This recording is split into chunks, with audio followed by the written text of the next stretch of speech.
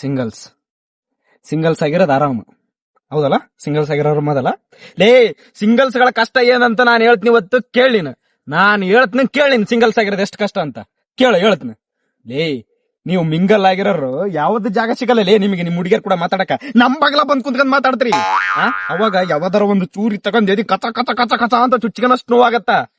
ನೀ ಅನುಭವಿಸಿ ನೀನು.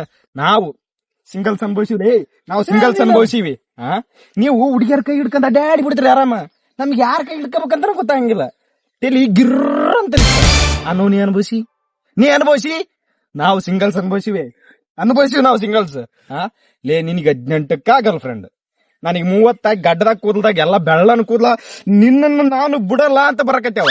ಆ ಓಣೆಗಿರೋ ಹುಡ್ರ ಅಯ್ಯಯ್ಯೋ ಈತ ಗರ್ಲ್ ಫ್ರೆಂಡ್ ಇಲ್ಲ ಅಂದಾಗ ಆ ನೋವು ಎಷ್ಟಾಗುತ್ತಂತ ನಿನ್ಗೆ ಗೊತ್ತಾ? ನನಗ್ ಗೊತ್ತು, ಅಂದ್ರೆ ಸಿಂಗಲ್ಸ್ ಗಳಿಗೆ ಗೊತ್ತಲೇ.